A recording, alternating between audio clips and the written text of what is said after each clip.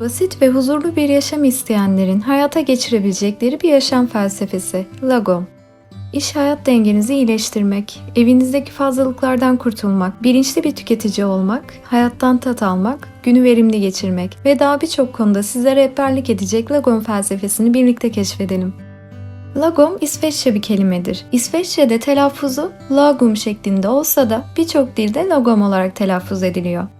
Kelime İsveççe, ılımlı, dengeli, ideal, tam yeterli gibi anlamlara gelmektedir. Bir şeyin tam doğru miktarda veya ne çok fazla ne de çok az olduğunu ifade etmek için kullanılıyor.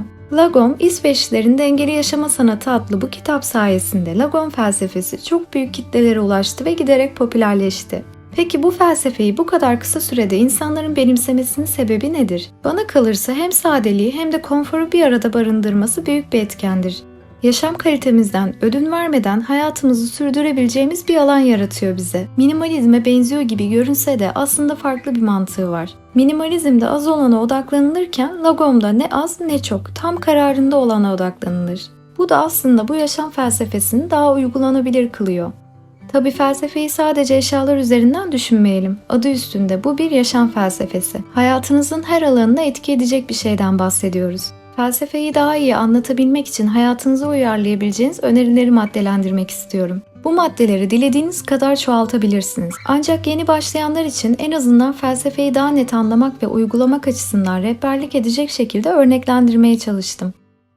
Yaşam alanınızı özelleştirin. Bir yaşam felsefesini hayatımıza uyarlamak istiyorsak öncelikle evimizden yani kendi yaşam alanımızdan başlamamız gerekiyor. Gün ışığından yeteri kadar faydalanmak gibi basit bir şeyle başlayabilirsiniz.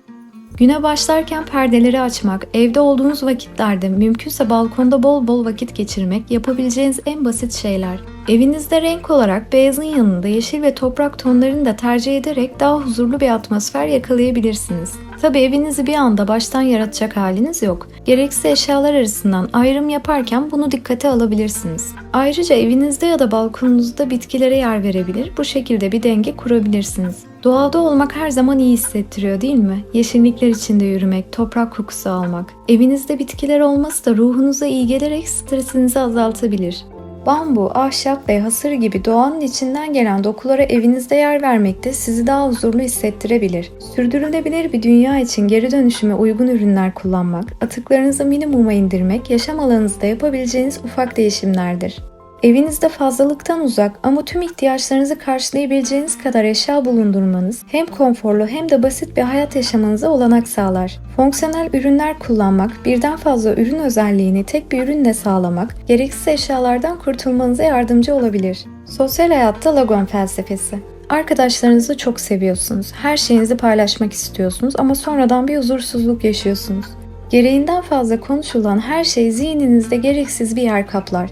Tabii ki konuşmak rahatlatır. Hatta bazen terapi gibi gelir ama ince bir sınır vardır. Zaten bunu hissedersiniz. Bir buluşmadan ferahlamış bir şekilde ayrılmak var, bir de huzursuzlukla ayrılmak. Nelerin size iyi geldiğini, nelerin ise kötü geldiğini en iyi siz bilirsiniz. Bunu gözlemleyerek sosyal ilişkilerinizdeki sınırları iyi çizmelisiniz. Aşırılıktan uzak, dengeli bir sosyalleşme ile hayatınızı çok daha huzurlu bir hale getirebilirsiniz. Bu felsefenin temeli dengedir. İlişkilerdeki en önemli dengenin de saygı olduğunu unutmamak lazım. Saygının olmadığı bir ilişkide siz de olmamalısınız. Aynı şekilde gereğinden fazla fedakarlık yaptığınız bir ilişki de normal değildir. Her şeyi karşılıklı bir çıkar ilişkisiyle yapın demiyorum. Ama hep veren tarafsanız bir adım geri gidip düşünmenizde fayda var. Düşünceleri dengelemek. Aşırı düşünme problemi birçoğumuzda var sanırım. Düşüncelerinizi dengelemek için yeni uğraşlar bulabilirsiniz. Düşüncelerden kaçmak için sürekli bir şeyler izlemek sizi günün sonunda yorgun ve yine çok düşünen bir zihinle baş başa bırakır. Oysa el işi bir şeylerle uğraşmak, kitap okumak, bulmaca çözmek gibi şeyler sakinleşmenize ve gereksiz düşüncelerden arınmanıza yardımcı olur. Örgü örmek evde yapabileceğiniz en basit şeylerden biridir. Bilimsel araştırmalar bile örgü örmenin anksiyete, depresyon gibi sorunlara iyi geldiğini, bilişsel becerileri geliştirdiğini söylüyor.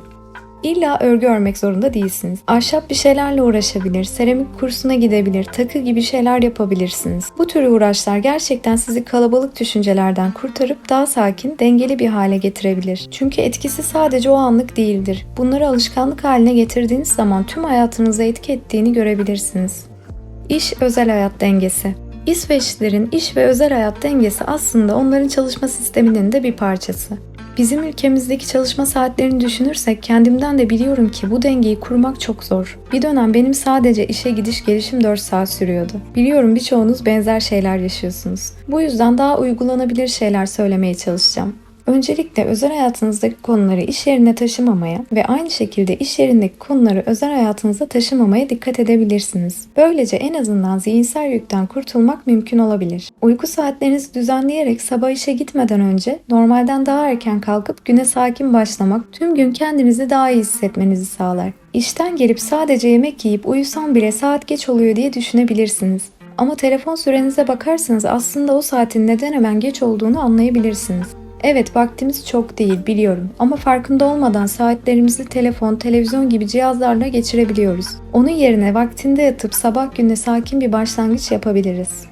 İster sabah uyandığınızda, isterseniz de gece yatmadan önce ufak bir meditasyon ya da sadece esneme hareketleri yaparak bile kendinize özel hayatınız olduğunu hatırlatabilirsiniz. Bedeninizle birlikte zihninizin de gevşediğini, rahatladığını hissedeceksiniz. Bedeninizi çok yormadan Lagon felsefesinde olduğu gibi ne çok fazla ne çok az ayarında bir egzersiz ile kendinizi daha iyi hissedebilirsiniz. Çoğu insan sadece pazar günleri tatil yapabiliyor. Size en iyi gelecek şey neyse, pazar günü sadece ona ve dinlenmeye vakit ayırabilirsiniz. Ailenizle, sevdiklerinizle vakit geçirmek, temiz hava almak, doğa yürüyüşü yapmak, yeni yerler keşfetmek, kültürel etkinliklere katılmak gibi birçok şeyi yapmak mümkün. Gerçekçi bir yapılacaklar listesi hazırlamak. Lagon felsefesinde zamanı verimli kullanmak da çok önemlidir. Yapılacaklar listesi hazırlamak bir şey için gereğinden fazla zaman harcamanızı engeller. Zamana yaymak yerine yapıp bitirmek daha doğru bir tercih olacaktır. Zaman zaman hepimiz zaten yapılacaklar listesi hazırlıyoruz. Ancak yapabileceklerimizden fazlasını listeye eklediğimiz zaman yapamamanın verdiği negatif duygular ile hayatımızı güzelleştirmek yerine daha da karartıyoruz. Bu yüzden abartıdan uzak, uygulanabilirliği yüksek olan şeyleri yazarak daha verimli bir sonuç alabiliriz. Mesela şu an evinizdeki eşyaları azaltmak istiyorsunuz ve yapılacaklar listenize evdeki tüm gereksiz şeylerden kurtul yazdınız. Bu hiç gerçekçi bir şey değil. Onun yerine sadece şu çekmecedeki, dolaptaki ya da ayakkabılıktaki eşyalar gibi sınırlı bir hedef belirleyebilirsiniz.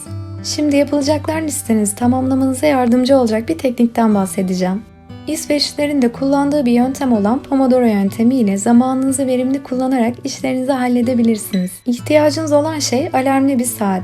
Aslında mutfak zamanlayıcısı olarak bilinen bir ürün kullanılır ancak şart değil. Alarmlı bir saatte kullanabilirsiniz ve tabii ki yapılacaklar listesi gerekiyor. Saati 25 dakikaya ayarlayın ve alarm çalana kadar tek bir göreve odaklanın. Süre dolduğunda tamamlanan görevi kaydedip 5 dakikalık bir ara verin. 4 defa bunu yaptıktan sonra 15-30 dakikalık uzun bir ara verin. Bu şekilde istediğiniz kadar tekrar yapabilirsiniz. Buradaki amaç dikkatimiz dağılmadan tek bir göreve odaklanıp zamanı verimli kullanmak.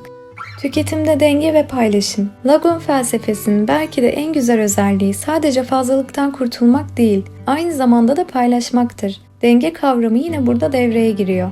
Evet, Lagon felsefesi ihtiyacımız olandan fazlasını almamızı reddediyor. Aynı zamanda eğer ihtiyacımızdan çok daha fazlasına sahipsek, bunları ihtiyacı olan kişilerle paylaşarak bir denge kurabileceğimizi söylüyor.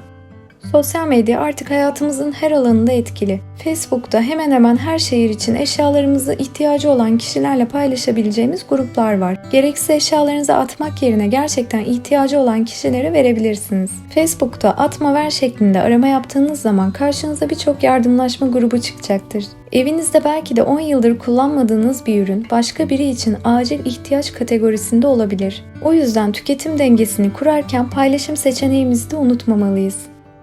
Mola vermek. Son olarak belki de en çok unuttuğumuz şey olan mola vermek üzerine bir şeyler söylemek istiyorum.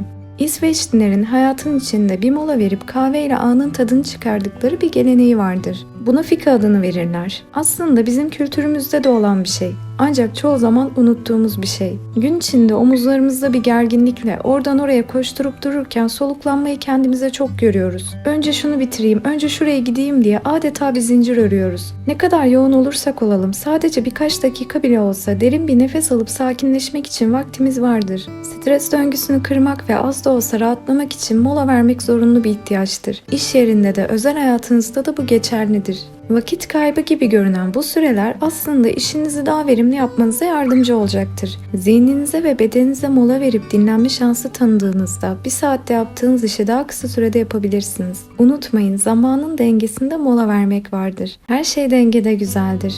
Kısaca özetlemek gerekirse aslında Lagon felsefesi sade, mütevazi bir hayatın ruhunuza iyi geldiğini, daha huzurlu hissedeceğinizi söylüyor. Bu felsefeyi anlamak kadar sade yaşamdan keyif almak da önemli. Çünkü her yaşam felsefesi herkese göre değildir. Size çok anlamsız gelen bir şey başka insanların yaşam biçimi olabilir. Yaşam felsefeniz ne olursa olsun umarım huzuru bulabilirsiniz.